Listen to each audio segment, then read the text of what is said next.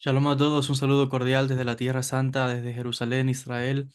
En el día de hoy vamos a continuar con nuestro curso de Introducción a la Kabbalah, Meditación y Profecía, estudiando, como saben, la obra del rabino Aryeh Kaplan. Y estamos ahora en el capítulo número 5, como saben, estudiando en profundidad el árbol de la vida. Hoy vamos a estudiar la Sefirá de Keter. Esta va a ser la primera clase de este estudio de la Sefirot, donde vamos a ir estudiando una a una todas las Sefirot, comenzando por la dimensión de Keter. Como es costumbre en este curso, saben, siempre lo enfatizo, estamos siguiendo el método de estudio judío, donde literalmente vamos al texto y vamos leyendo palabra por palabra cuál es la opinión del rabino, porque hay que tener presente de que otra vez esta es el entendimiento del rabino Aryeh Kaplan, o sea que es la visión de cómo él interpreta y trae en una manera simplificada el mensaje de los cabalistas a través de su lente, digámoslo de esa manera, y por tanto voy a estar leyendo del texto y luego voy a estar explicando algunos partes o fragmentos cuando vea que sea necesario. Específicamente acerca de Keter. ¿Qué es Keter?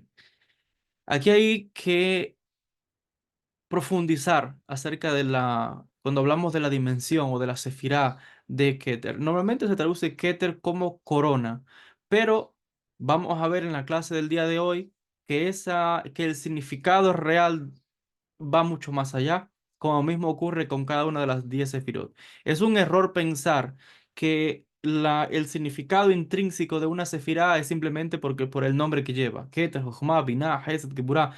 La gente cree que hay una sola definición o una sola traducción, y no es así, sino que existe la traducción más cercana en el castellano, pero tenemos que profundizar y ver qué implica realmente ese nombre, esa sefirá, cuál es su función, qué objetivo cumple, cómo está interrelacionada con las demás sefirot, etcétera. Entonces, en este sentido, explica el rabino Ari Kaplan que Keter es la primera y la más elevada de las 10 sefirot, representa la soberanía absoluta de Dios y autoridad sobre todas las fuerzas de la creación. Esta soberanía y autoridad es tan poderosa que no se puede comprender. Está en un nivel muy elevado y solamente es en Malhut, conocido como el reino, la última sefirá, es que se puede expresar, es la manera en que la creación puede beneficiarse de esa energía, de ese poder infinito. Es solamente a través de Malhut que el potencial abstracto de Keter se manifiesta y es actualizado, se lleva ya a algo concreto, manifiesto, efectivo, práctico. Todas las demás sefirot que están intermedias entre Keter y Malhut, todas estas otras sefirot, pues explica que son básicamente, dice lo siguiente,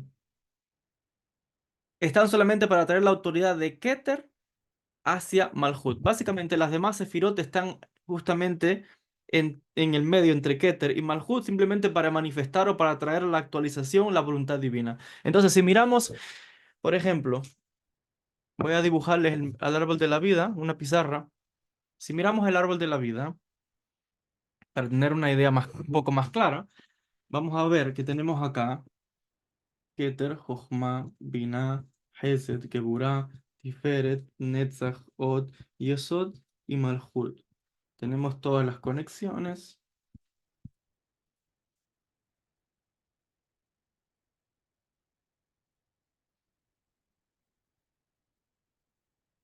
Entonces, tenemos aquí la dimensión de Keter. Aquí está.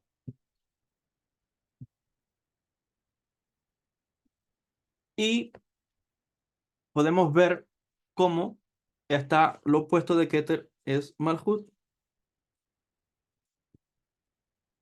Entonces tenemos dos pueblos opuestos. Tenemos Keter, lo más elevado, tenemos Malhut, lo más, digamos, lo opuesto, lo paralelo. Keter es el potencial, Malhut es lo que está actualizado. Malhut simplemente es recipiente de la energía que viene a Keter. Lo divino se manifiesta en la materia. La materia contiene toda la fuerza de todas las sefirot, están contenidas en la materia, están contenidas en Malhut. Entonces, por eso es que aquí en la materia es donde tenemos la capacidad de poder beneficiarnos de todas estas fuerzas que se están manifestando, comenzando desde Keter, que es el nivel de la voluntad, a la actualización, que sería Malhut. Entonces, seguimos leyendo y vamos a ir explicando poco a poco en la clase. En este sentido, explica el rabino Ari Kaplan que Keter significa o está en un nivel conectado al Ein Sof. Keter es parte de esa Ein, nada, que lo conecta al infinito, y diríamos que Malhut sería el Ani, o sea, la existencia. Diríamos que Keter está conectado porque recibe la energía cosmogónica que viene del Ein Sof. Por tanto, Keter es, digamos, el medio a través del cual se está manifestando toda la energía que viene del infinito, y por tanto sería en nada. Para uno poder recibir tiene que anularse, es nada. Entonces decimos que Keter, que recibe las energías que vienen del Ein Sof, se convierte en un Ein, nada. Y cuando uno se anula, entonces cuando puede descender la energía, cuando baja la, la conciencia del infinito. Y en este sentido, lo opuesto decíamos que de Keter es Malhut, y Malhut sería Ani, el yo, es estado de existencia. ¿Por qué? Porque ha recibido, porque ha recibido toda esa potencia que se está manifestando a través del Ein, que pasa a través del Keter y que llega hasta Malhut. Básicamente es como decir, la, el elemento del pensamiento que se ha manifestado ya en la materia. Es, por ejemplo, para poner un ejemplo, es este micrófono que alguien tuvo una idea, pero eventualmente se tiene que manifestar. No queda en el potencial, se actualizó. Y así con cada una de las cosas que existen, un libro, nosotros mismos, los seres humanos, etcétera. Vamos a ir explicando poco a poco en en esta clase. Ahora, también hay que entender que esta es un poco parecido a la relación que existe entre el creador y la creación. El creador es la causa, la creación es el efecto, es el resultado del pensamiento o de la conciencia divina del Ein Sof. Lo que nosotros vemos, podemos observar en todo el universo es el resultado de la conciencia divina actualizada en la práctica, en la materia, en lo que podemos observar, ver, sentir, palpar con los sentidos. Esa es, digamos que la manifestación del Ein Sof. Es una relación de causa y efecto, como decíamos. Entonces, Keter, como explicábamos, se puede de alguna manera decir que pertenece a ese elemento de Ein, de la nada, y también incluso sería el elemento de Ani. ¿Por qué? Porque Keter con relación a Malhut es Ani, Malhut sería en nada. Porque para uno tiene que ser nada para poder recibir. O sea, tengo que vaciarme para poder recibir. Tengo que anular mi ego para poder recibir. Entonces, en este sentido, Keter sería Ein, o sea, nada del Ein Sof, para que pueda a través de él pasar toda esa energía, toda esa conciencia cósmica, esa conciencia divina en relación a Malhut. Keter entonces cambiaría de posición y sería, en este caso, Ani, el yo, porque entonces Keter es el que le va a dar a Malhut. Fíjense cómo aquí las cosas se comienzan a invertir. Y cuando la energía regresa de Malhut a Keter, porque la energía no solamente viene, también regresa, Or Yashar, Or Joser, cuando regresa, Malhut es Ani y Keter es Ein nuevamente. Ahora, la pregunta aquí sería, y lógica de esta pregunta, pero es que es una respuesta imposible. ¿Qué sucede? Diríamos que Keter es Ani con referencia al Ein Sof, que es Ein. Eso es una pregunta brutal, pero no quiero entrar en ese campo de especulación ahora. Pero es muy interesante, porque en un nivel más profundo diríamos que lo único que existe es el Ein Sof. No existe ni Keter, no existe ninguna Sefirot, no existimos ni usted ni yo. Lo único que existe es el Ein Sof. Pero vamos a continuar con el estudio, no vamos a entrar en este tipo de análisis todavía. Sigue diciendo. Malhut expresa la relación causal que existe entre la creación, como decíamos, entre esa relación divina y lo manifestado, ¿no? En este sentido, ya que Malhut es el efecto último, se considera como un recipiente vacío cuya existencia depende completamente de las sefirot que están encima. Por eso es que se conoce a Keter como Ein, la nada. Entonces, encontramos en los escritos de la Cábala clásica que los más altos niveles espirituales son aquellos del Ein, de la nada. Cuando uno mira, fíjense, no solamente a través del estudio de los universos, de la Sefirot, hasta llegar a la Ein Sof, que llamamos Ein Sof, sin fin, la palabra Ein, vacío, espacio, infinito. Pero bajando esto ahora al nivel de los místicos, uno llega a apreciar que los místicos en cualquier tradición que han alcanzado altos grados de conciencia, de los más elevados y famosos que podemos conocer o que fueron revelados en el mundo, estos grandes personas místicas, siempre vemos que ellos tuvieron que hacer un trabajo de autoanulación para poder convertirse en nada. Cuando te conviertes en nada, te transformas en el Ein Sof, básicamente. Por eso es que dicen los Jamim, si tú haces la voluntad de Él hará tu voluntad. ¿Qué es la idea de ese concepto? Cuando uno anula su ego, la voluntad divina puede manifestarse a través de uno. Entonces, está la voluntad del Ein Sof manifestándose en la persona. Hoy día encontramos algo opuesto, ¿no? Porque mucha gente que entra a la Kabbalah, por ejemplo, o a diferentes sistemas espirituales, o a una religión, es al revés. La persona entra pensando que es para él. O sea, yo voy a entrar aquí para que Dios haga lo que yo quiero. Yo voy a hacer este rezo, yo voy a hacer este salmo para que Dios haga lo que yo quiero. No es la voluntad de Dios. La gente entra a la espiritualidad de la Kabbalah para que Dios me dé, para que Dios haga lo que yo quiero, porque Dios todo lo puede, pero ¿puede qué cosa? ¿Su voluntad? ¿O es que Él puede hacer lo que usted quiere que Él haga? Entonces, en un nivel profundo, sabemos que el místico es un siervo. Siervo significa estoy sometido a la voluntad del Ein Sof. No, uno llega a un nivel de comprensión que se da cuenta que la única voluntad que se manifiesta es la voluntad divina. Por eso, en un nivel muy elevado, el místico de verdad hace un trabajo profundo de anular su ego. No lo destruye, pero frente a Dios lo anula. Y anular significa yo me someto a la voluntad divina, soy un siervo, estoy totalmente a su servicio. Ese es el nivel más alto que existe.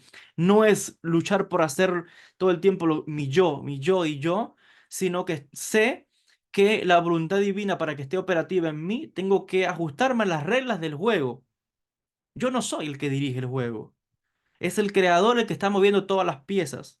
El ego del ser humano, como está diseñado, es creer que él es el que mueve las piezas. Es creer que es como el mago, ¿no? El brujo. Cree que es el que tiene el poder, el control. Y voy a hacer un rezo, voy a hacer una cosa, voy a invocar porque yo tengo el poder. Sí, si el creador te permite que funcione. Ahí está el secreto.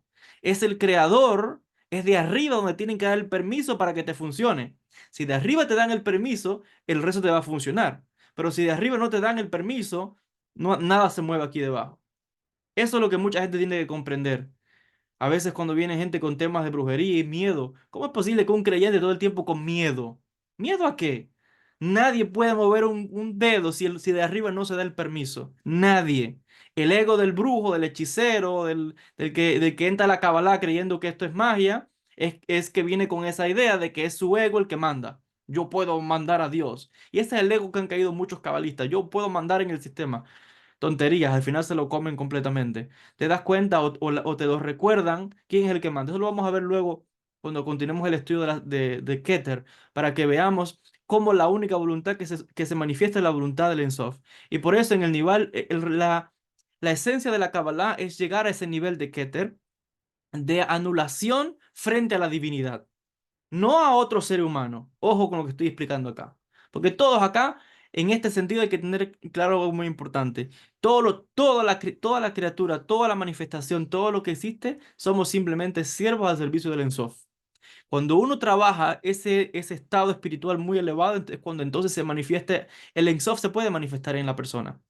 Y por eso es que uno, como decía ahorita, uno puede ver a grandes místicos en diferentes tradiciones que dice, wow, mira qué conocimiento tiene, qué intelecto tiene, hace milagros, hace cosas increíbles. No es la persona, Por eso es cuando uno ve las biografías, los místicos siempre la gente va, cúreme, ayúdeme, no sé qué. Y el místico te dice, yo no puedo, yo no tengo poder ninguno. Pero sin embargo, cuando hace un rezo, la gente se cura. Cuando hace un rezo, ocurren milagros. Cuando te da una bendición, ocurren milagros. Porque él reconoce, él se tiene que anular a él mismo para que se manifieste el Ensof, para que se manifieste la voluntad divina. Si la voluntad divina quiere manifestarse, es otra cosa. No es lo que la gente quiera, es la voluntad divina que quiera manifestarse. Y por eso es que el místico real va a decir, yo no tengo ningún poder, yo no puedo hacer nada por nadie. Es el creador. Lo que uno sí puede hacer en un nivel muy elevado es anularse a uno mismo para que se manifieste esa voluntad divina, para que se manifieste la voluntad del Sof. Si él quiere manifestarse, siempre eso hay que tener importante. Si no quiere, no se va a manifestar. Y ese es el error que caen muchos principiantes, que entran pensando que es, no, yo soy el que mando, yo soy el que dice, yo soy el que dicta. Eventualmente ese, la vida, Dios, el Ensof, como le quieras decir, lo pondrá en su lugar y le demostrará que la única voluntad que existe es la voluntad divina, no hay otra. Vamos a continuar explicando esto más adelante porque el rabino Ari Kaplan lo trae aquí magistralmente. Continuamos en el análisis de la Sefirá de Keter. Nosotros decimos con respecto a Keter, y es que es una de estas, es la Sefirá que está en un estado de ocultamiento. Y vamos a explicar qué es lo que significa esto. Explican los sabios que Keter está, o se llama también la nada. Está de hecho conectado a Atzilut. Dice que en general Keter es la más alta de las Sefirot en Atzilut y significa en Atzilut, Keter de Atzilut significa la nada, incluso en un sentido espiritual. No se puede hablar ni siquiera de espiritualidad, pero cuando hablamos del mundo espiritual, la gente cree que, el mundo de los espíritus es no tener forma. No, aquí hay un secreto. En el mundo de los espíritus, del mundo invisible, aún ahí hay un tipo de forma.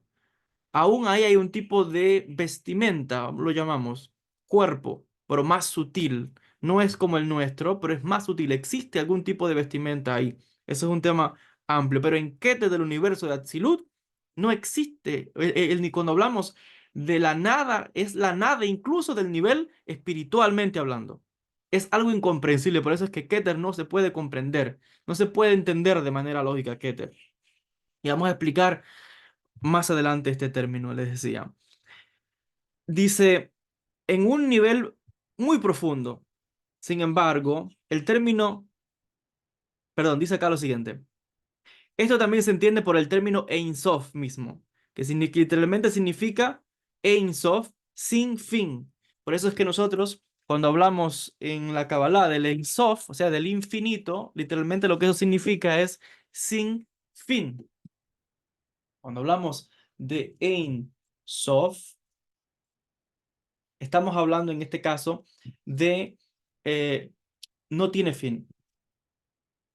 Ein Sof no tiene fin, infinito. Entonces, en este sentido, decimos que Keter comparte un elemento del Ein Sof. Dice lo siguiente: en un nivel profundo del término Ein Sof es el atributo negativo a lo absoluto que puede ser atribuido a Dios mismo. Es, por tanto, no solamente implica que Dios es más allá de toda comparación y de cualquier cosa que exista, pero también de algo que pueda ser definido incluso. Por eso decimos acá, Dios, dice, Dios es el algo absoluto que sin embargo no puede ser definido ni puede ser ni siquiera comprendido. Por eso decimos que es un misterio. La esencia no se puede conocer. La manifestación sí, son los atributos, las 10 sefirot. Cómo se manifiesta en el mundo, en la creación. La esencia divina no la podemos conocer. La esencia de otro ser humano tampoco la podemos conocer. Es un secreto, es un misterio. Usted puede ver la manifestación mía. Usted cree, usted me está viendo a mí hablando, expresarme, cómo hablo, mi forma, y puede deducir algunas cosas sobre mí. Y usted cree que usted me conoce. Usted cree que yo soy similar a usted porque quizás hablo de términos o hablamos español, por ejemplo, o ciertas características que usted cree que porque me ve y me escucha, usted cree que me conoce. No es así. Totalmente no es así, porque la esencia del ser humano que está conectada con el Ensof es un misterio también. Nadie conoce la esencia de otra persona. Usted está viendo cómo uno se manifiesta en el mundo, cómo yo me comporto, la religión que tengo, el pensamiento que tengo, la manera en que hablo, los gustos que yo pueda tener. Y usted puede de alguna manera intentar, la gente intenta definirte, pero eso no significa que esa sea mi esencia. Usted está viendo cómo esa esencia está manifestándose, pero no significa que sea yo. Entonces, la esencia de cada ser humano también es un secreto, está oculta, no se puede conocer, porque esa esencia está conectada con el Ein Sof, porque cada ser humano tiene dentro una parte, un fragmento de ese Ein, nada. Lo que es nada no puede ser definido. Entonces, no entendamos nada como algo que no existe, porque la gente dice, bueno, si es la nada, entonces nada no existe. No, ese no es el concepto de nada en Kabbalah.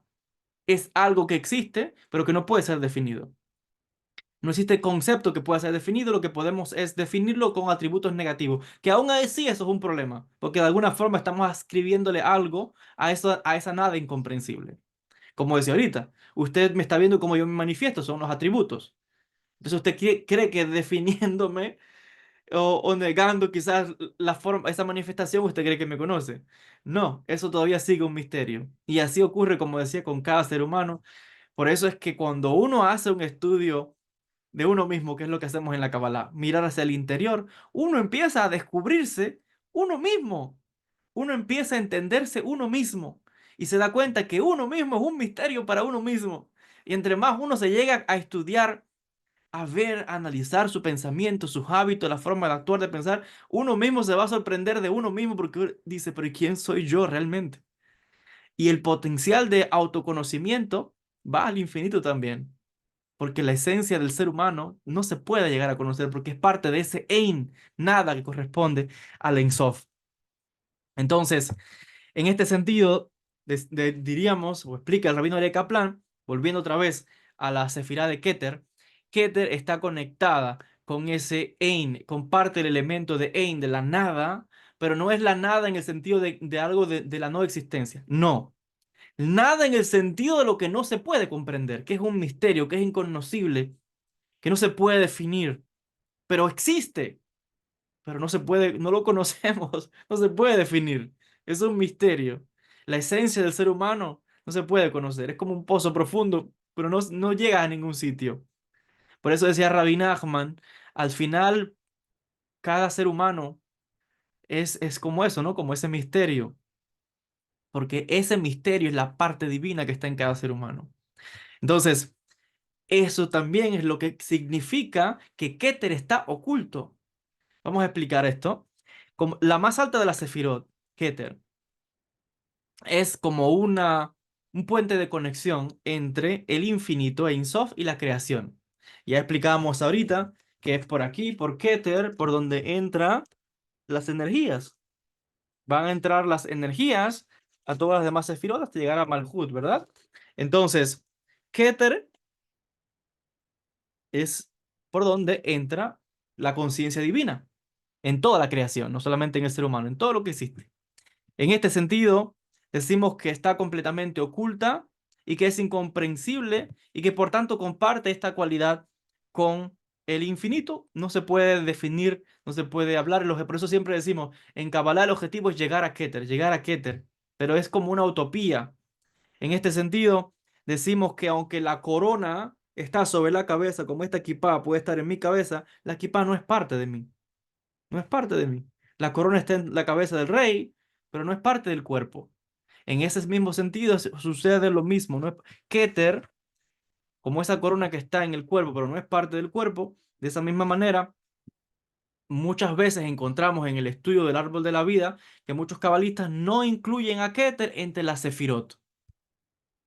Por eso se entiende por qué es que Keter muchas veces no se incluye entre las sefirot, entre las 10 sefirot, porque otra vez es ese misterio, no se puede llegar a comprender. Entonces, es cuando una sefirá que está, o casi sefirá, media sefirá, toma el lugar de Keter. Y ese es el Da'at. Por eso vamos a encontrar en el estudio del árbol de la vida, por ejemplo, los análisis que hace Rabbi Kluria y otros cabalistas antiguos, justo aquí no ponen a Keter.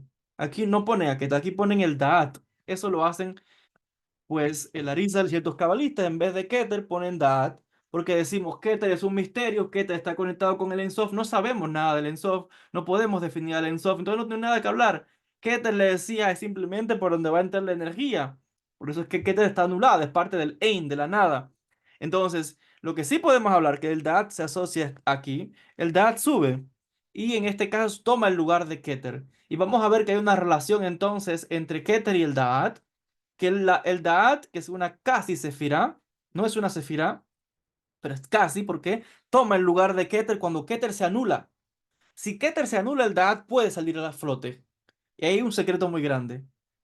Cuando nosotros somos capaces de anular para que fluya la energía divina, entonces el conocimiento, conciencia del ser humano puede salir y puede ser manifestado. Eso lo vamos a explicar ahora más adelante, para que vean cómo se puede manifestar el potencial en la persona, es cuando el Da'at sale a flote. Mientras el Da'at no salga a flote, la persona, digamos que no tiene un estado de conciencia manifiesto. Por eso es que para la Kabbalah decimos, lo que no está manifestado no existe. No hay tal cosa como hoy día, la sociedad de hoy piensa que todo lo que vale es la emoción. Ay, es que mi corazón, mi pensamiento, yo me siento, yo soy esto, yo soy lo otro. No, en la Kabbalah no existe eso. Usted puede tener el deseo de leerse un libro. Si nunca se lo leyó, no lo leyó. Quedó en la emoción, quedó en la intención, en el potencial. Usted pudo tener el potencial de ir a conocer a una persona, pero si nunca la conoció, no es amigo de esa persona. Quedó en el potencial. Entonces nosotros, y recuerden que esto lo estudiamos en las primeras clases, es un concepto de cábala fundamental. Lo que no está manifestado no existe. Este micrófono, si no alguien no lo hubiera creado, decimos en cábala, no existe. Tal vez filosóficamente, metafóricamente existe en el potencial, ese mundo de las ideas que llama Platón. Pero si no está manifestado en este mundo, no existe. Usted puede tener el deseo de tener hijos. Si no tiene hijos, si no nació el muchacho, los hijos, no tiene hijos. No sé si me comprende. Entonces, en el mundo de hoy la gente vive de ilusiones, porque le dan no sé qué ideología están difundiendo, donde solamente la intención. No, no, no basta con la intención. Usted puede tener una buena, querer a la mujer, pero si usted no le dice a su esposa, te quiero, te amo, eso no existe, no se manifestó. Puede tener deseo de tener hijos, si nunca los tuvo, no tuvo los hijos. Si usted puede tener una idea de crear un libro, nunca lo escribió, nunca lo publicó, no existe, no existe. Usted puede tener la intención, voy a orar, tengo la intención de orar y de meditar. Si nunca fue, oró y meditó, nada se manifiesta, nada cambia, nada se te transforma. Vivimos en la materia, la acción, lo que se ve, se siente y se palpa. Lo demás queda en ilusiones, en ideas y en pensamientos. La gente tiene que poner los pies en la tierra. El judaísmo, como siempre explico, incluso en las consultas, nosotros oramos a Dios, muy bien, estudiamos, pero tenemos los pies en la tierra. Trabajamos, estudiamos y nos ganamos las cosas por el esfuerzo. Podemos orar, muy bien, podemos meditar, bien, pero esa energía tiene que bajar y manifestarse en algo, en una materia, en un cuerpo. Si el cuerpo no existe, si el trabajo no se ha hecho, nada se puede manifestar.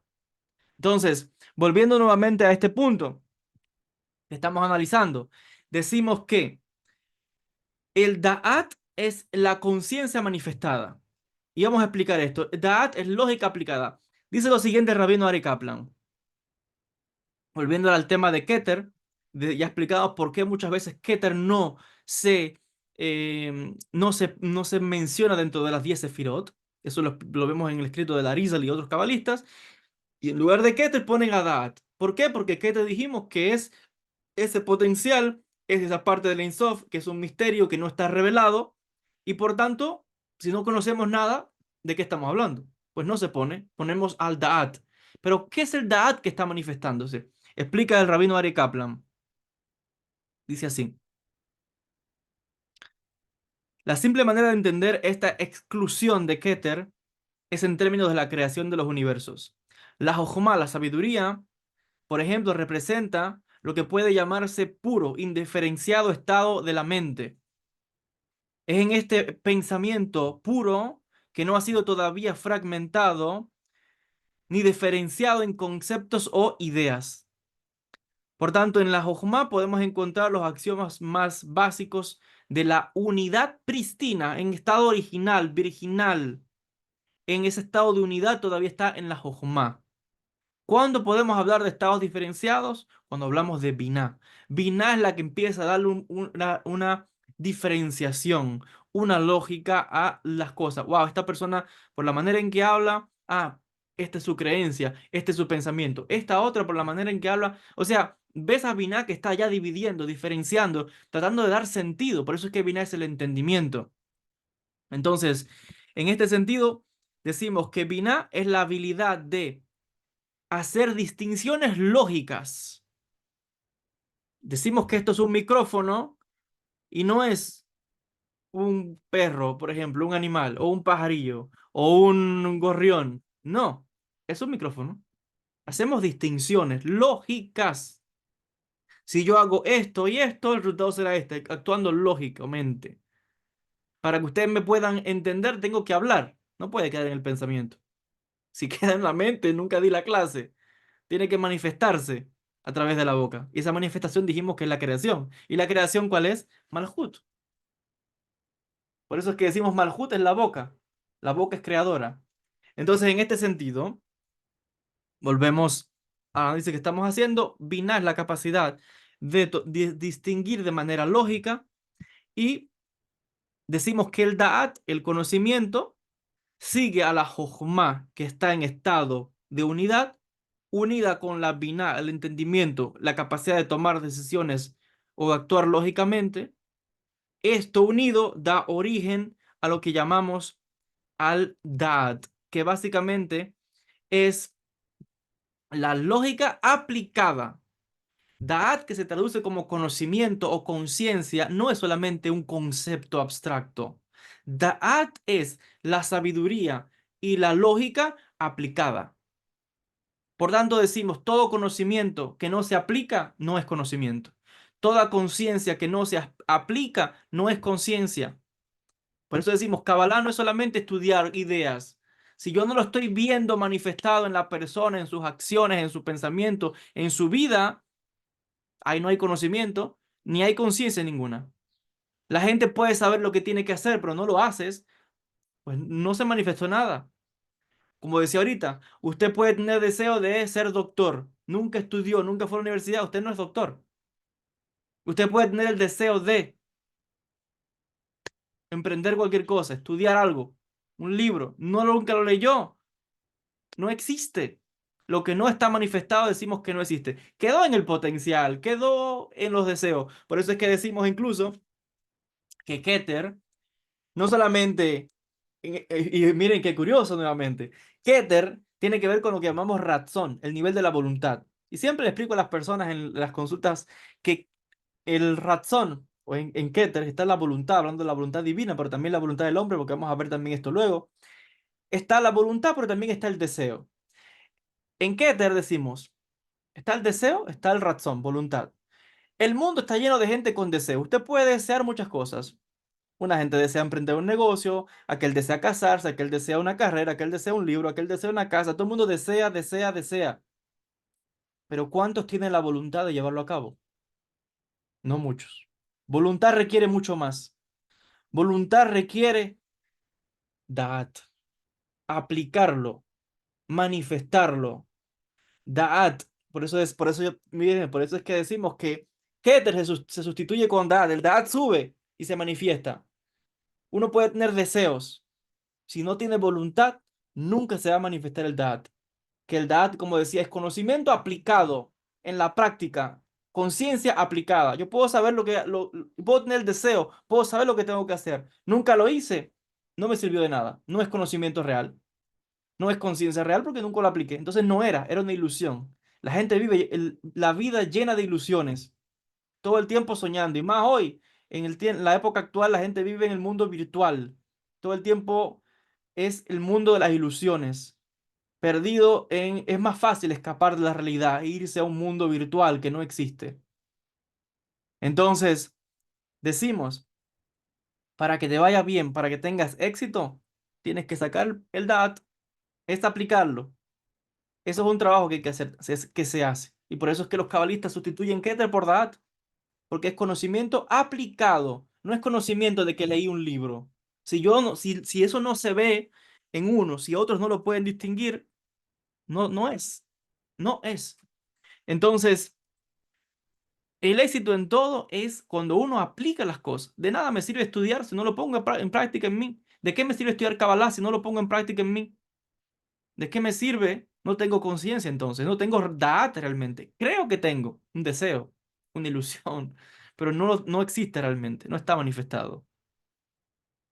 Entonces, volvemos acá a este análisis. Explican los Mekubalim que Keter está más allá de la lógica. Keter está más allá del nivel de lo que es la comprensión racional. Por eso decimos que es un misterio, conocible. Entonces, también comprendemos que cuando hablamos de Jochma, Binah y Da'at, estamos hablando de lo que constituyen los procesos básicos de la expresión creativa, con Jochma, con Binah y con Da'at. Los procesos básicos de la expresión creativa. Son procesos mentales, porque están en la cabeza, está en la parte que tiene que ver con la Neshama, está en la parte intelectual, está en lo oculto. Usted no puede ver mi Jochma, ni mi Binah, ni mi Da'at.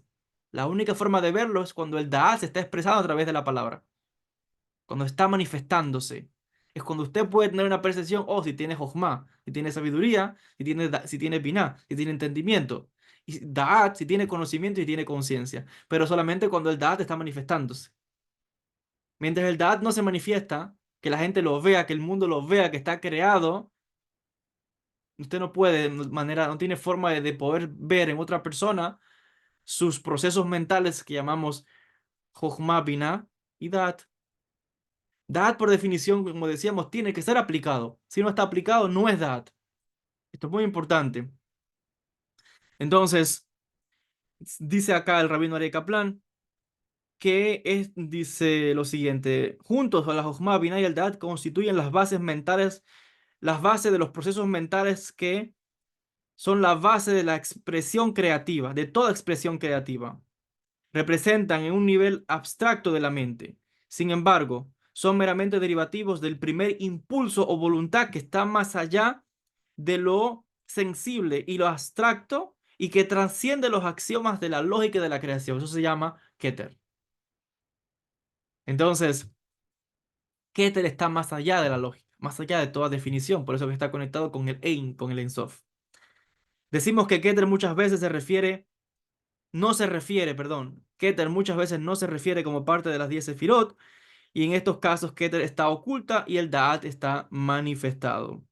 Da'at, por tanto, solamente se puede manifestar en la ausencia o en el ocultamiento de Keter, y por tanto decimos que Da'at y Keter se pueden intercambiar. Y eso va a justificar otra vez el por qué algunos Mekubalim intercambian la posición de Keter con el Da'at. Ahora, ya llevamos cierto tiempo de clase. Voy a explicar un poquito la conexión que hay acá entre el Da'at y el Keter. Vamos a ampliar un poco más. Dice, explica Rabbi Aryeh Kaplan que el Arizal, Rabbi Gluria, Alaba Shalom, explica esta conexión que existe entre el Da'at y Keter. Se explica que Keter, la corona, y el Da'at, el conocimiento, son respectivamente procesos internos y externos de la manifestación de la misma cosa. Vamos a explicar qué significa esto. Keter hace referencia a ese estado del yo interno de la persona, su fuerza interior, porque decimos que Keter está relacionado con lo que llamamos razón, ese nivel que llamamos el nivel de la voluntad. Vamos a escribirlo acá. Lo que llamamos razón, ese nivel de la voluntad, en hebreo, razón. Entonces, incluso está conectado con lo que llamaríamos razón hofshi, libre albedrío. Vamos a explicarlo luego, si nos da el tiempo en esta clase o en otra o en una segunda parte sobre este análisis. Entonces, decimos que en este aspecto que te representa el estado de yo interior y de fuerza interior de la persona. Ese estado de yo interior y de fuerza interior de la persona no se puede percibir. Yo no puedo por mirar a una persona físicamente y saber cuál es su fuerza interna, cuál es lo que lo motiva, qué es la voluntad que lo motiva, lo mueve. No puedo saber su yo interior, solamente con observar a una persona. Usted tampoco puede saber el mío. ¿Cómo se puede tener una percepción de esto? Cuando Keter se oculta y sale a flote el Da'at, porque el Da'at está manifestándose. Entonces, Da'at, el conocimiento, es el intelecto de la persona que se muestra al mundo. Vuelvo a repetir, Da'at es el intelecto de la persona manifestado al mundo. Que es visible, que todos los podemos percibir. Por tanto, el Da'at, por definición, diríamos que es ese estado, esa fuerza interior manifestada. Si yo no tuviera ese deseo y esa voluntad de dar esta clase, la clase no se da. Usted no me estuviera viendo por YouTube. Entonces, Keter es el estado de ocultamiento. El deseo que yo tuve, la voluntad que yo tuve, lo que me movía, mis procesos mentales de dar esta clase. Pero el Da'at, conocimiento, conciencia, es lo que me llevó a mí a estar dando esta clase y que usted me puede estar viendo hoy. Entonces, esta clase es el resultado de un Da'at, de un conocimiento manifestado. Pero mi Keter usted no lo puede ver. Eso solamente es un proceso interno mío. Igual es con el Ensof. Usted no puede saberlo, el Ensof está oculto. Solamente puede ver cómo Dios se manifiesta en el mundo, que son los famosos atributos, 10 sefirot, la jokma, la sabiduría, la belleza, etcétera. Pero la esencia, Keter, no la podemos ver, es un misterio. Por eso es que la esencia divina, como dice la Torá, ¿quién puede escudriñar la mente de Dios? Dice el profeta, la creación de Dios es un misterio y el hombre nunca podrá descubrir los misterios de la creación. No podrá, porque ¿qué es algo que es expansión de la nada al infinito? ¿Cómo uno puede descubrir la expansión de algo que es nada al infinito? ¿Cómo se explica tal cosa? Y vuelvo a decir, no se entienda nada como algo que no existe, sino como algo que existe. De hecho, es lo único que existe. Pero sin embargo, no se puede ver, sentir, palpar, no se puede conocer. Es un misterio que continúa todo el tiempo en expansión. De hecho, es infinito. Y esa es la capacidad que tiene el ser humano. Tenemos también dentro esa nada al infinito. ¿Cómo yo me conecto con ese Insof? Cuando saco todo mi ego, cuando saco mi voluntad y me anulo como Keter, que se anula para que el Da'at salga a flote. Para el que está expresándose, quizás en esta clase no soy yo. Es el Ein Sof que está manifestándose a través de mí. Es la conciencia divina que está manifestándose a través de mí. Por eso es que cuando el místico habla, me recuerda una frase. Y por eso es que el misticismo a veces no se comprende. Es muy difícil realmente un nivel profundo de mística porque la gente lo puede malinterpretar. Está la famosa frase del gran místico de Irak, Al-Halash, que dijo, Ana al-Haq, yo soy la verdad. ¿Y qué hicieron los musulmanes? Los mataron. Porque lo único que puede decir yo soy y más la verdad es Dios. Y dijeron, él se está diciendo que es Dios. Los musulmanes lo mataron. Dice Rumi, otro gran místico. La gente no entendía que lo que pasaba con Al-Halak es que él se había anulado y el que hablaba ya no era él, era Dios el que estaba manifestándose, era Dios el que estaba hablando. Eso es, lógicamente, eso no se puede entender. Eso es Keter manifestados a través del Da'at, conocimiento, conciencia. Uno se anula y el que actúa no es uno, es la conciencia divina. El místico, vuelvo a decir, siempre el místico dice, yo no tengo poder ninguno. La gente viene a que uno haga rezo, que te cure, que te resuelva problemas. Yo no tengo poder, dicen los místicos. Pero sin embargo, cuando hace un rezo, ocurre un milagro, una curación. Pero el místico sabe en su interior con toda humildad que no es él. Y de verdad que no es él. Es la voluntad divina manifestándose a través de esa persona. Es el Keter oculto del Ein Sof manifestándose a través de la persona. A través del místico que se ha anulado a sí mismo, ha anulado su voluntad para aceptar la voluntad divina. Si la voluntad divina quiere manifestarse o no, en este caso a través de él, para ayudar, por ejemplo, a esa persona. Si la voluntad divina no se manifiesta, él sigue diciendo, no soy yo, y tiene razón. Porque la voluntad divina, la voluntad del Ein Sof, la voluntad del Creador, la que está manifestándose, si quiere manifestarse. Él escoge dónde, cómo y a través de quién quiere manifestarse. Eso es lo maravilloso del creador. Lo mismo tiene el ser humano el potencial de saber cuándo y cómo uno quiere manifestarse. Como decía ahorita el ejemplo. Usted está viendo el poder de manifestación, quizás ahora a través de la clase, que es Da'at aplicado, conciencia aplicada, porque yo me estoy expresando. Pero usted no podía ver mi Keter, usted no podía ver mis procesos mentales internos, mi Jochma y mi Da'at, hasta que el Da'at no se manifestó y tomó el lugar de Keter en esta clase. Por eso decimos, las cosas no pueden quedar en la intención solamente. Las cosas no pueden quedar en el rezo totalmente. Y ese es el asunto de la gente quiere resolver todo con la intención o con el rezo. Sí ayuda a tener un proceso mental, pero si es usted no puso el trabajo, si usted no puso el cuerpo, manos a la obra, la manifestación física, nada se va a manifestar en la vida de la persona. Si usted no tomó el libro y comenzó a leer, comenzó a estudiar, nada se va a manifestar en esa vida. Si usted no dio el paso y le dijo a esa chica, estoy enamorado de ti, no, usted no llega a nada con esa persona. Quedó todo en la ilusión de lo que pudo haber sido, de los hijos que pudimos tener. Pero si nunca le dijiste nada, no se manifestó nada. Vives de ilusiones. La Kabbalah siempre decimos es práctica. Y por eso el judío siempre tiene los pies en la tierra.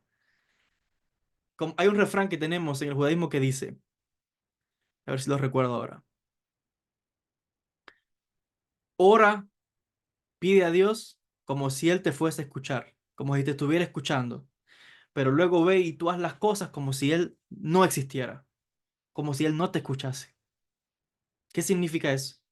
Todo se mueve según la voluntad divina, pero yo tengo que poner el recipiente. Si yo no pongo el recipiente, no voy a recibir nada. Si yo no sembré la tierra, la lluvia que caiga no te va a beneficiar porque no hay nada sembrado. Si yo no hago el movimiento aquí, nada se va a manifestar en la vida de la persona. No es todo el rezo. El rezo ayuda, pero tú tienes que poner manos a la obra. Es tu esfuerzo, es tu trabajo, es el cuerpo que estás poniendo, es tu data aplicado. Entonces, cuando la voluntad divina se puede manifestar, es cuando la lluvia va a descender para bendecir el sembrado. Es cuando se va a manifestar ese poder divino que va a descender a través de Keter, pero tiene que haber el recipiente que lo va a que lo va a contener, que lo va a recibir. Ese recipiente lo tenemos que poner cada uno de los seres humanos. Es el esfuerzo propio. Da'at es el esfuerzo propio, es el esfuerzo de la combinación de la Jochma con la Binah, lo que va a manifestar un Da'at. Y vuelvo a decir, Da'at no es conocimiento, Da'at es aplicación, es lo práctico. Yo puedo orar a Dios para que me bendiga un negocio, un matrimonio, para que haya paz en el matrimonio. Pero si yo no tomo la iniciativa y voy y le digo a mi esposa, perdona, me equivoqué, no tenía que haberme expresado así. Incluso hay veces que uno tiene que dialogar cuando hay veces que uno quizás no dijo una palabra, quizás no ofendió al otro, pero la mirada que le echó, le dijo, reveló muchas cosas, porque hay muchas maneras de manifestar las cosas. Entonces, si yo no tomo la acción de ir y pedirle perdón a la esposa, al esposo, de ir, y incluso a veces uno tiene que a los hijos pedir perdón a los hijos y viceversa. Hay veces que uno tiene que ir pedir perdón al amigo. Si uno no va y actúa, ¿el rezo de qué sirve si yo no actué? Yo no lo llevé a la práctica.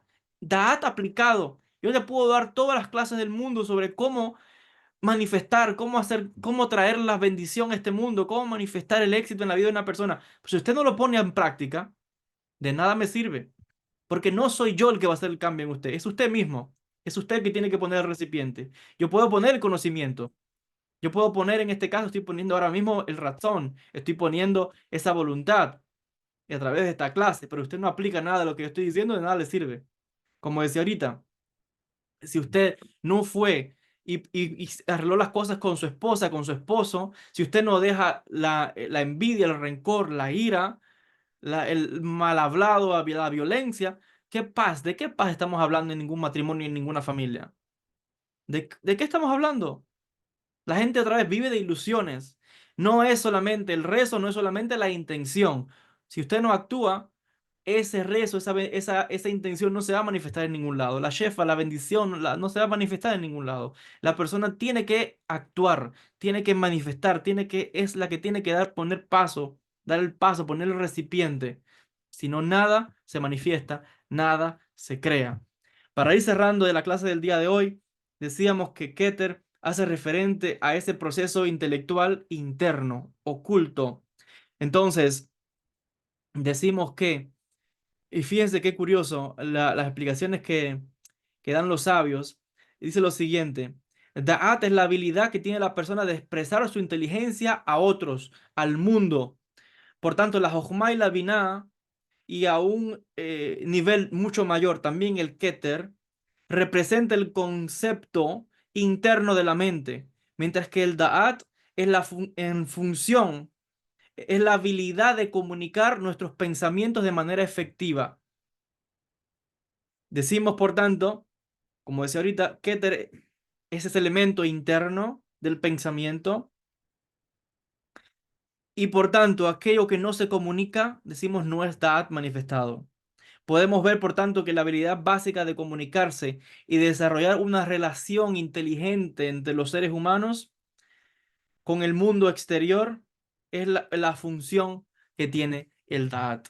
Y el Da'at, por definición, estamos viendo que siempre es Da'at aplicado. Nos quedan 2 páginas de este capítulo, pero ya llevamos casi una hora. No sé si debiera ampliar un poco más. Esta, hay unas secciones acá muy interesantes que tienen que ver con el libre albedrío, porque hasta ahora estamos viendo, ok, digamos que la aplicación de Keter desde el punto de vista del Ein Sof, pero también estamos analizando desde el punto de vista del ser humano. Y de hecho explican los sabios, vamos a tratar de explicarlo, vamos a tratar de cubrir este aspecto, quizás no todo, pero en términos generales. Por eso es que yo animo mucho a las personas a que también compren este libro, que usted lea este libro, La dimensión interna del cabalista Aryeh Kaplan, Inner Space en inglés.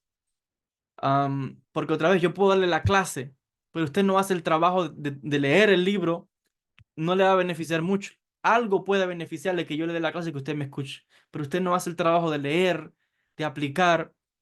Yo puedo dar 1000 clases, la gente no cambia si no lo aplica, si no hace también su esfuerzo con seriedad. Vuelvo a decir, uno puede tener muchos deseos cuando tienes la voluntad de abrir, de estudiar el texto. ¿Cuándo tienen esa voluntad? Si no hay voluntad, nada se manifiesta. Como decíamos ahorita, Da'at no es solo conocimiento, no es acumular información. Da'at es la aplicación, que se vea el conocimiento. Yo puedo decir que sé algo de Kabbalah, mientras no lo pruebe, ¿qué prueba hay? Cuando se escucha como hablo, dice, oh, algo sabe, un poquito. Entonces, eso es Da'at manifestado. Entonces, lo mismo es, yo puedo darle esta clase, pero usted también tiene que poner de su parte el esfuerzo, leer el libro, buscar la forma. Entonces, vamos a hablar brevemente. Hay 3 aspectos importantes acá. Está esto es brutal, la pregunta que hacen los cabalistas. Si Dios tiene libre albedrío, sí o no. La otra pregunta es el libre albedrío del hombre y cómo funcionan los atributos de misericordia y la teshuvá. ¿Cómo funcionan estos atributos? Voy a tratar de resumir un poco, porque aquí son unos cuantos párrafos, pero voy a tratar de encapsular la esencia de lo que trata de traernos acá, la Kabbalah. Decimos que el creador, el Ein Sof, es la única voluntad absoluta que dirige todo. La única voluntad que dirige todo es el creador. El que está moviendo los asuntos, no solamente en esta tierra, que eso es otra cosa que la gente a veces, cuando hablamos del mundo, la gente solamente piensa que el mundo es la tierra.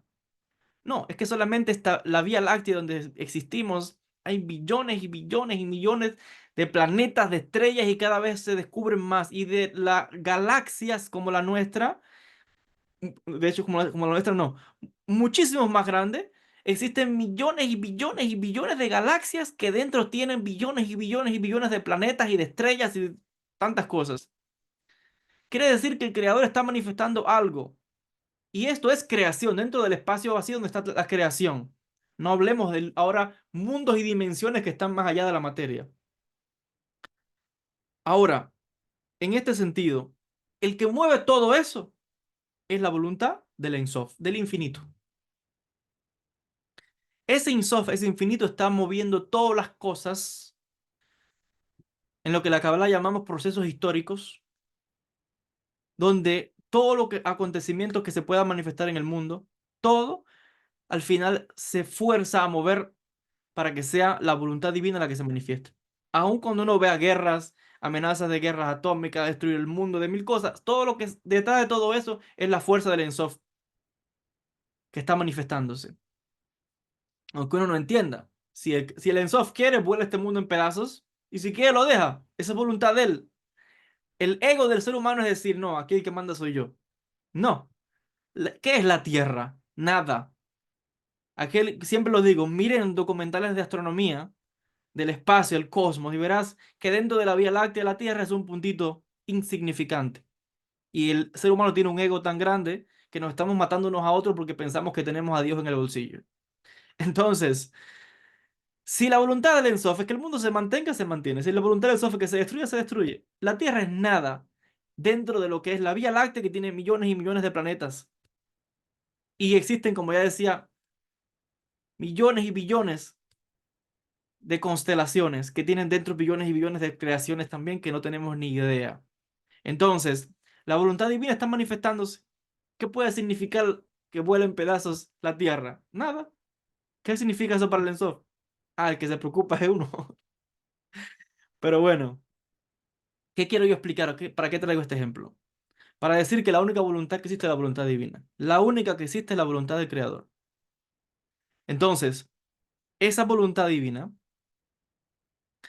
dentro de las leyes que se establecieron, la pregunta que se hacen los cabalistas es, si esa conciencia, que ya estamos definiéndola, porque no tenemos nada, imagínate, ¿cómo hablar de aquello que no se puede nombrar? Imposible, tenemos que decirlo de alguna manera. Entonces, digamos que esa conciencia infinita crea ese espacio vacío, pero también pone reglas, leyes, la ley de la gravedad, muchas leyes que existen, entropía. Existen reglas dentro del proceso creativo, ¿no? Definiciones, contornos. Este micrófono tiene una altura, un ancho, una forma, una figura, o sea, está definido. No se puede salir de la forma, si no, no sería un micrófono. Igual la estructura del ser humano, igual el planeta, igual todo. Está de alguna manera, estamos condicionados. ¿Tenemos libre albedrío entonces? Vamos a hablar de eso luego. La pregunta es, si el creador pone él mismo las reglas del juego, ¿puede él saltarse las reglas del juego? ¿O él tiene que jugar de acuerdo a las reglas que él mismo estableció? Y la pregunta que se hacen los cabalistas aquí es brutal. ¿Tiene Dios libre albedrío entonces dentro del juego que él puso? ¿Puede él saltar las mismas reglas que él condicionó? Esto es brutal. ¿Quién se atreve a preguntar si Dios tiene libre albedrío? Alguien diría, es una pregunta tonta. Claro que Dios tiene libre albedrío. Pero la mente de los cabalistas va más allá. Si tú pusiste unas reglas, ¿tú sigues las reglas del juego? ¿O te las puedes saltar? ¿Cómo? ¿Qué sucede acá? Explican los Mecubalim lo siguiente. El creador... Ah, porque eso es otra cosa. Si él sigue las reglas del juego que él mismo estableció, entonces significa que el libre albedrío de él mismo está anulado. Entonces, ¿cómo podría ser que está anulado, el libre albedrío de Dios? Claro, hablar de Dios ya es un problema, en este caso. Porque ahora deberíamos hablar de Ein Sof, no de Dios. Entonces, en este sentido, la pregunta es válida. En términos de lo que se explica se pone el ejemplo de un juego de ajedrez. Dice el rabino Ari Kaplan, es como un jugador de ajedrez.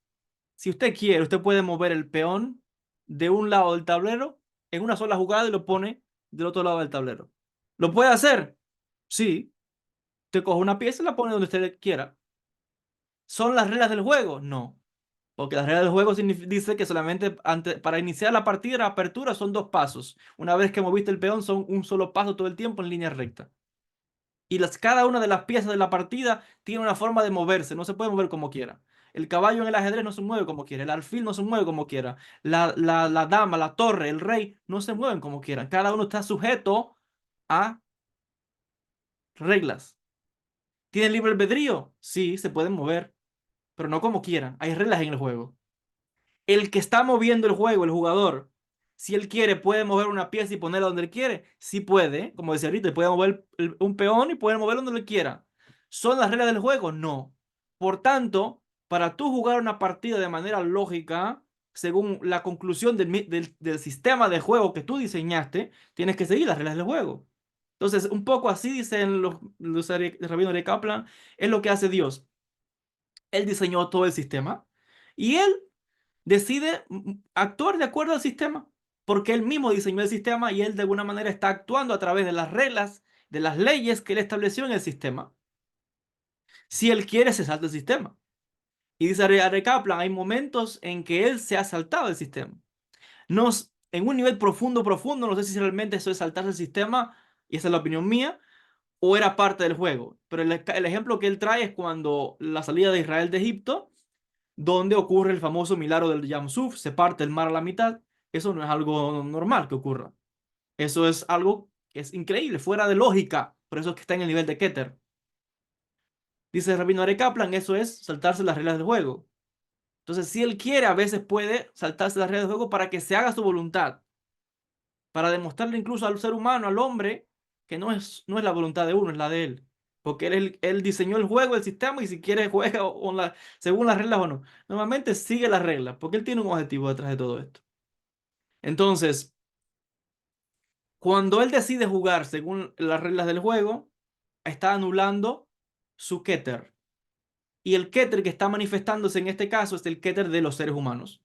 Por eso es que el ser humano, un principio importante del judaísmo, ¿cuál es? Que tenemos libre albedrío. ¿Qué significa que tengo libre albedrío? Que yo puedo usar mi Keter. Yo puedo decidir dentro de lo que está condicionado, dentro de las reglas del juego, yo puedo decir, ¿qué significa, como decía ahorita? Que la pieza que existe, el caballo, por ejemplo, se puede mover, sí o no, se puede mover, pero de acuerdo a unas reglas, en la regla del juego. El alfil se puede mover, sí o no, sí, pero según el movimiento del alfil. Entonces el jugador tiene la voluntad de actuar según él desea, según usted quiera mover su pieza, usted la puede mover dentro de las reglas del juego. Entonces, eso se llama libre albedrío. Usted puede jugar, mover las piezas como usted quiera. Por eso es que dicen los sabios del Talmud, según la voluntad de la persona donde usted quiera dirigirse, Dios lo va a ayudar por ahí. Usted quiere tomar el camino del bien, quiere estudiar, quiere progresar, usted va a ser bendecido. Usted toma un derrotero que es un desastre, también ahí lo están llevando porque usted tiene el libre albedrío. Y por ahí también se puede ir.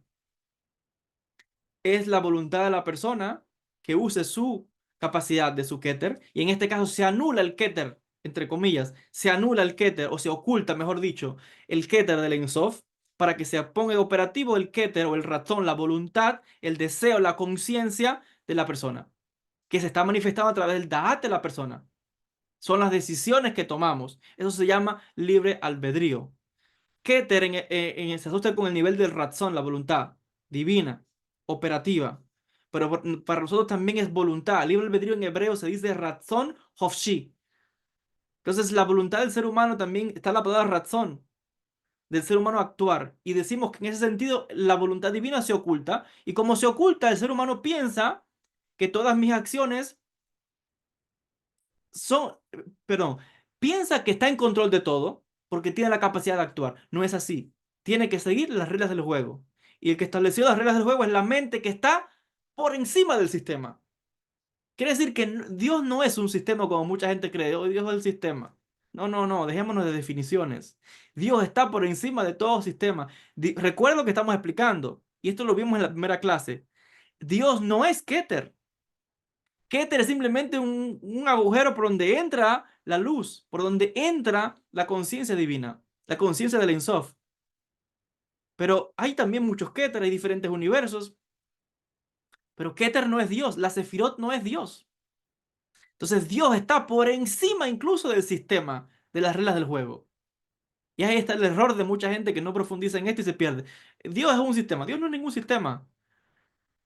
El creador está por encima de las reglas, porque fue el que creó todo, y fue el que diseñó el sistema. Está fuera del sistema, fuera del espacio-tiempo, que somos nosotros los que estamos jugando dentro de ese espacio-tiempo. Que de hecho lo que estamos viendo también es la conciencia de él a través de nosotros, pero está oculto. Y como está oculto y no lo podemos ver, nadie puede ver a Dios, el ser humano así deshace, porque así es como podemos tener libre albedrío. Si el jefe no está, yo hago lo que quiera, ¿no? Claro, es la ilusión de pensar que el jefe no está, porque él sí está todo el tiempo presente. Pero es que se oculta para que el ser humano pueda activar su facultad de Keter, su facultad de actuar con libre albedrío. Entonces, la ilusión del libre albedrío que tenemos de que realmente podemos decidir, pero dentro de un sistema que ya está condicionado. Si esa voluntad divina decide, en algún momento puede, como dice el rabino Ari Kaplan, mover las reglas del juego, saltarse, alterar un poco el sistema, como dice el rabino Ari Kaplan, como fue el caso de la salida de Egipto, que se partió el Mar Rojo. En mi opinión, eso no es salirse del sistema. Y ahí yo difiero del rabino Ari Kaplan. En mi opinión, eso también era parte del sistema, si no, no se hubiera podido manifestar. Entonces, todo el tiempo la conciencia divina está operativa y está manifestada en todo. La conciencia divina está manifestándose en todo lo que existe, en los seres humanos, plantas, animales, estrellas, ángeles, la luz, el sol. La conciencia divina está operativa todo tiempo. Solo que el ser humano cree que como no puedo percibirlo, porque claro, él solamente percibe por lo que puede ver, sentir, tocar.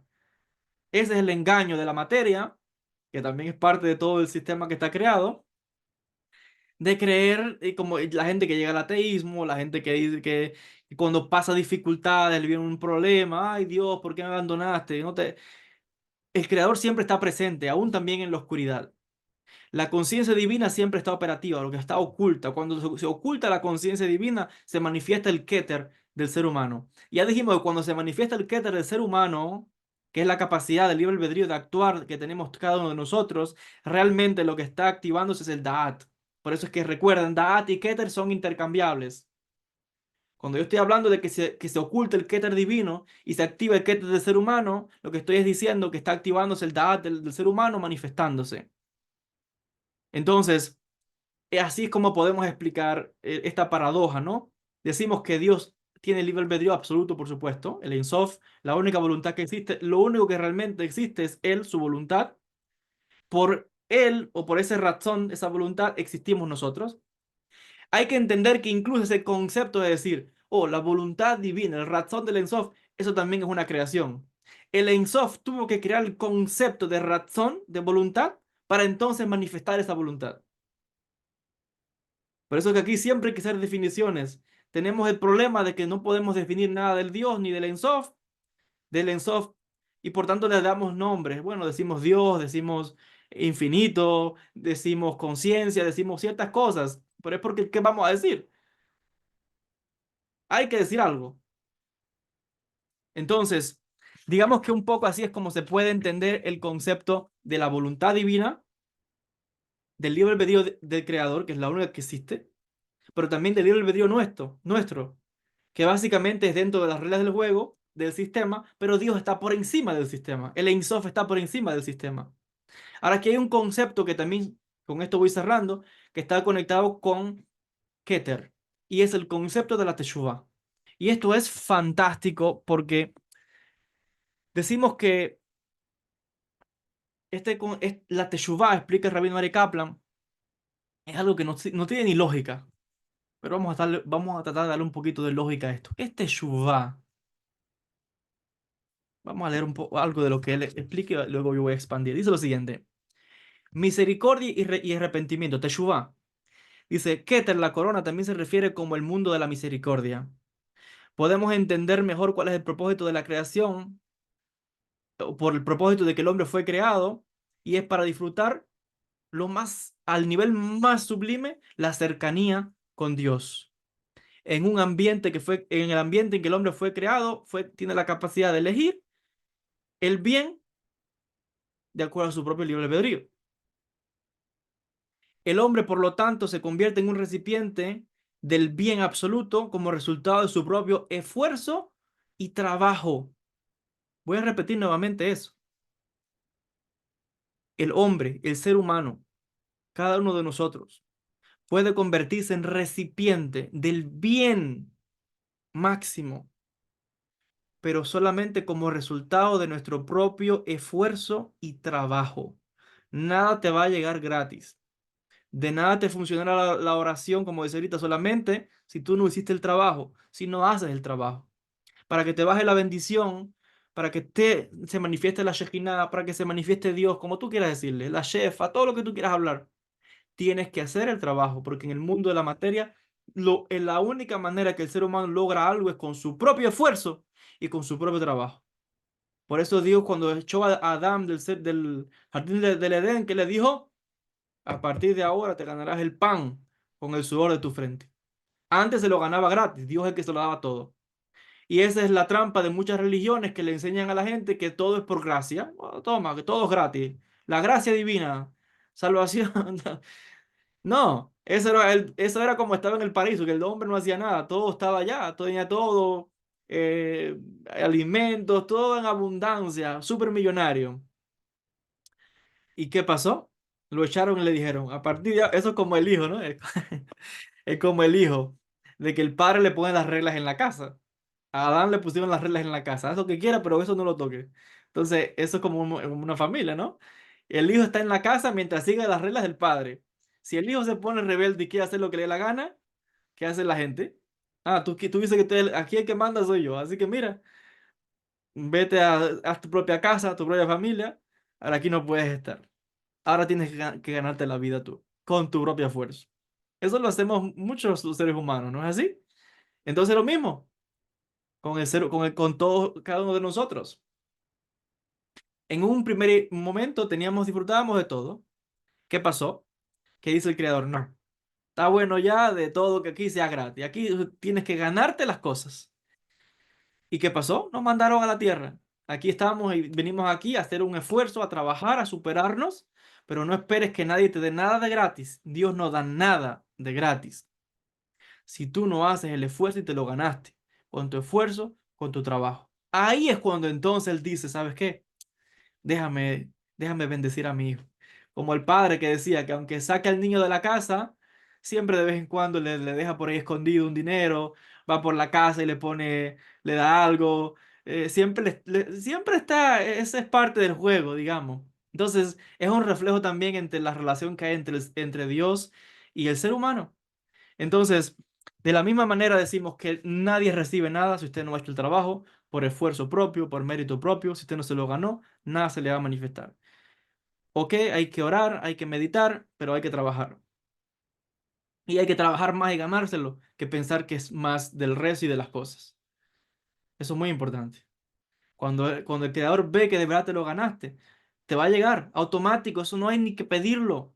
No hay que pedirlo, es que se va a manifestar solo. No hay ni que pedirlo. Por eso es que en un nivel alto en Kabbalah no se pide, se agradece.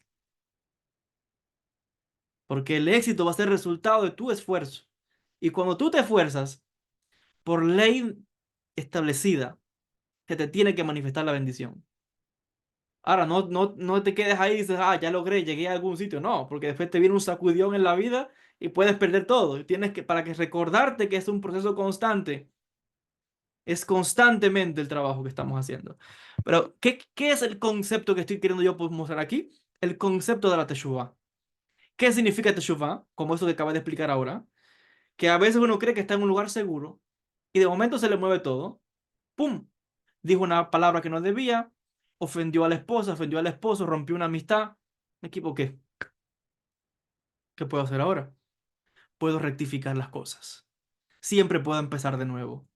Siempre tengo la oportunidad. Por eso dicen los sabios judíos, antes de que el mundo siquiera fuese creado, el concepto de la teshuvá, que es ese retorno a la fuente, pero no solamente el retorno de retornar a algún sitio, no retornamos, es realmente conectar. Teshuvá está conectado con tikkun, reparar.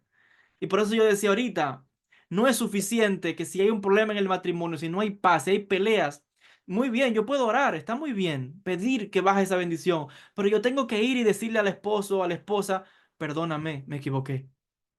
No solamente basta con decirlo, tengo que manifestarlo, porque hay mucha gente que habla y dice, le piden mil veces perdón a la esposa o viceversa, o en una amistad, y te das cuenta que por las acciones demuestra otra cosa. No estás arrepentido sinceramente. Ahí no hay teshuvah ninguna, no hay reparación ninguna, no hay tikkun. Por eso la teshuvah sincera es un cambio realmente en el interior de la persona. Como decía ahorita, es da'at manifestado.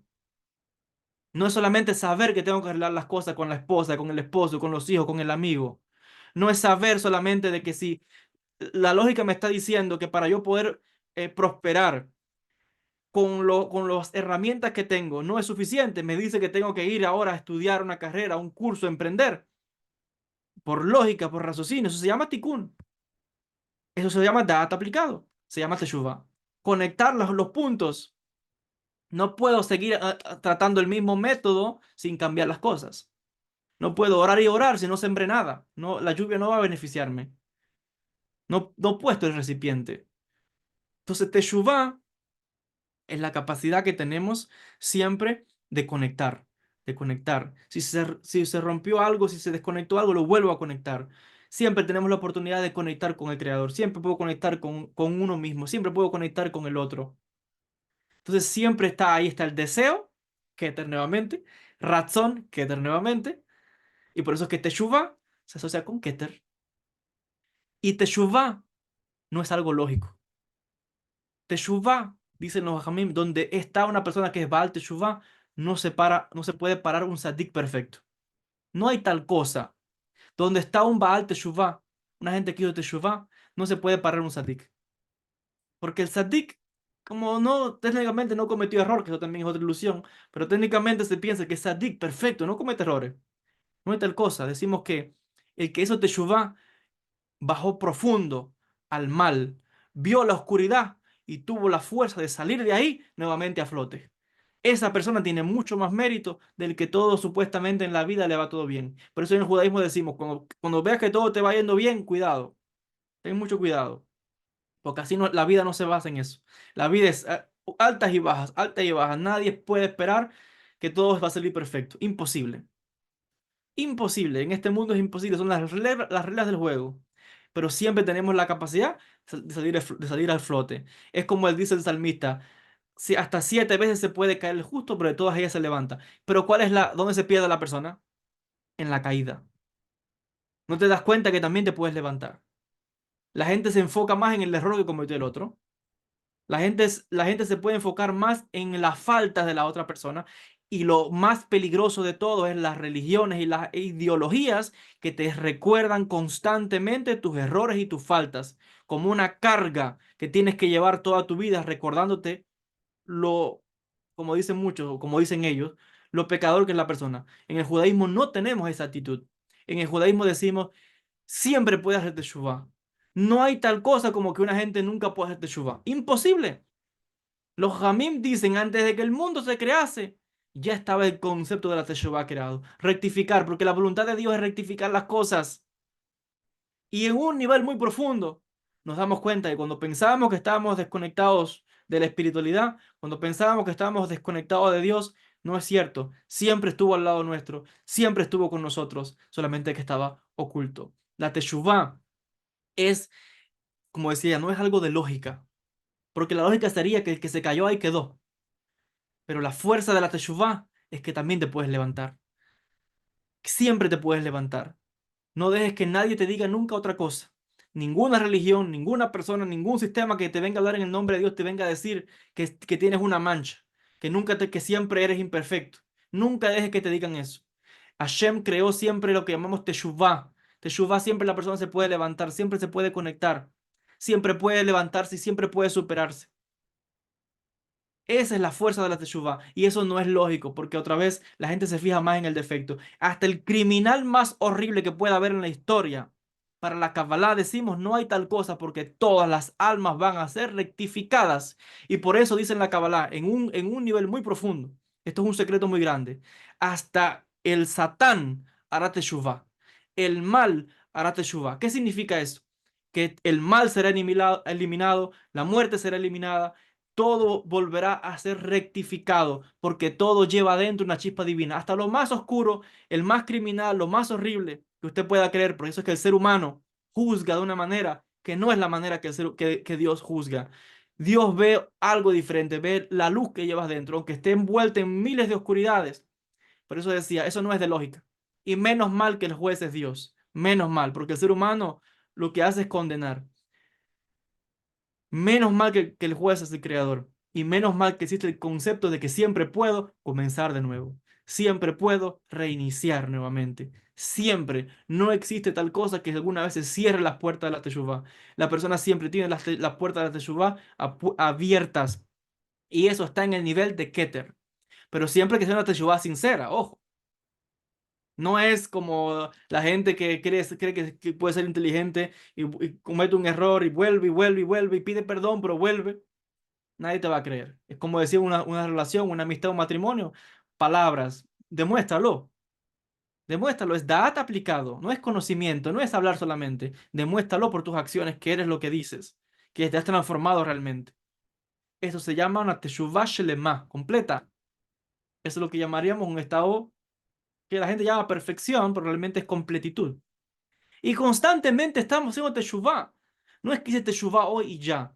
No, diríamos que ya llegamos a un estado de perfección, de rectificación. No es tal cosa. Podemos rectificar siempre al infinito. Dice el rabí Isaac Kook, uno de los grandes cabalistas del siglo XX aquí en Israel. La persona para que pueda crecer tiene que comprender que siempre puede hacer teshuvah. Aquel que dice, y hice teshuvah una vez y ya. No, por eso no hay tal cosa siempre como, uy, el gran rabino, uy, el gran sadik. No, la persona siempre puede elevarse a un grado muy elevado y aún en esos grados tendrá que seguir siempre superándose. Ese es un nivel que hay que comprenderlo muy bien.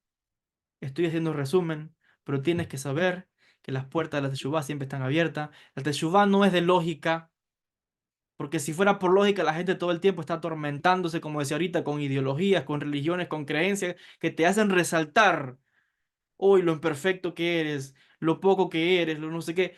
No te dejes contar ese cuento. No lo dejes, porque tienes por dentro todo el potencial, toda la chispa divina, toda la fuerza que está operativa en ti, es la fuerza de Akadosh Baruj Hu, es la fuerza del Ein Sof que está operativa en cada ser humano. Y el Ein Sof es el que está moviendo todas las cosas. El Ein Sof es el que está rectificando a cada ser humano. El Ein Sof es el que está llevando a cabo su voluntad. Bendito sea. Muchísimas gracias a todos. Bendiciones desde la Tierra Santa, desde Jerusalén, Israel.